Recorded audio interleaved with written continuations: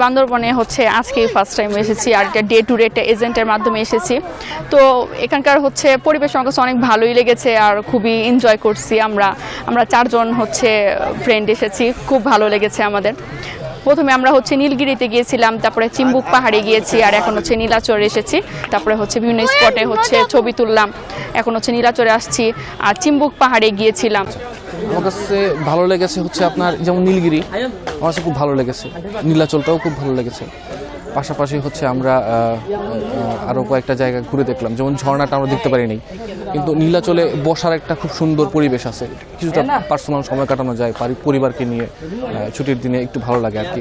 প্রাকৃতিক সৌন্দর্য দেখলেই তো মন জুড়িয়ে যায়। যারা লেখালেখি করে আমার মনে হয় তাদের জন্য খুব ভালো একটা স্পট নীলাচল, নীলগিরির থেকেও। এখানকার আবহাওয়া খুবই সুন্দর, খুবই মনোমুগ্ধকর এবং প্রাণবন্তর। এখানে এসে বেশ লেকে, ঝুলন্ত ব্রিজ, তারপর হচ্ছে আপনার এখানকার এই লেকের উপরে যে আপনার হচ্ছে নৌকা ভ্রমণ আসলে খুবই মনোমুগ্ধকর। পাশাপাশি এখনকার যে ওয়েদার আছে এই ওয়েদারের সাথে খুবই এটা আপনার সাদৃশ্যপূর্ণ। এবং হচ্ছে এরপর হচ্ছে অনেকে আছে যে এখানে উপরে ঝুলন্ত যে কারের চলতেছে, এটা খুবই ভালো। সবাই আমরা ওভারঅল সব দিকে এটা ভালো আর কি। আমরা আজকে বান্দরবনে নীলাচলে ঘুরতে আসলাম। খুবই মনোরম পরিবেশ, প্রাকৃতিক পরিবেশটা খুবই সুন্দর। এই যে পাহাড়ের মাঝখানে যে মেঘের ছোঁয়া, খুবই ভালো লাগে দেখতে। আর এখানে কয়েকটি টুরিস্ট স্পট আছে, যেরকম আমরা একটু আগে মেঘলাতে গিয়েছিলাম, তো ওখানে অনেক তাদের চিড়িয়াখানা আছে, তারপরে তাদের অনেক লেক আছে, ঝুলন্ত ব্রিজ আছে, খুবই সুন্দর। আবার তাদের কেবল কার আছে, যেটা খুবই মাঝে মাঝে ভয় লাগে, আবার মাঝে মাঝে মনোমুগ্ধকর লাগে।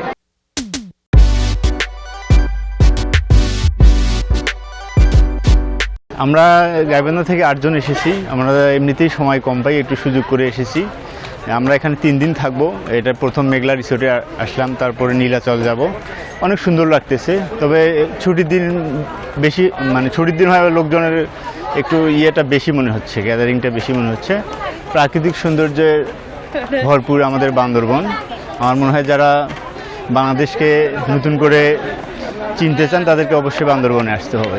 কিছু বিষয় আমাকে হতাশ করছে, যেমন ধরেন হচ্ছে এখানে খাবারের যেই মান, এটা সিন্ডিকেট তো বিশাল, সেই সিন্ডিকেটটা খাবারের মানটাকে খারাপ করে।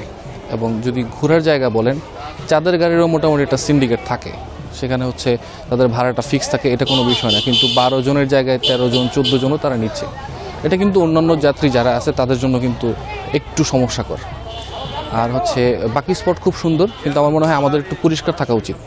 প্লাস্টিক বর্জ্য ব্যবহারগুলো একটু পরিবর্তন করে অন্য কোনো কিছু করা যায় কিনা, এটা আসলে প্রশাসনই পারবে, বা পর্যটন যারা আছে, পর্যটন শিল্প নিয়ে যারা কাজ করে, তাদের এই ক্ষেত্রে একটু বেশি সচেতন হতে হবে। পরিবেশ কর্মীদেরকে আমরা নানান সময় নানানভাবে দেখি, বিভিন্ন মিডিয়াতে বা হচ্ছে তাদের অনেক কিছু ধরনের হচ্ছে আপনার কার্যক্রম থাকে। এগুলো যদি নীলগিরি, নীলাচল এই অঞ্চলগুলোতে হয়, আমার মনে হয় এটার সৌন্দর্যটা আরও বেশি ফুটে উঠবে। আমার কাছে এটা ব্যক্তিগতভাবে আমি মনে করি আর কি।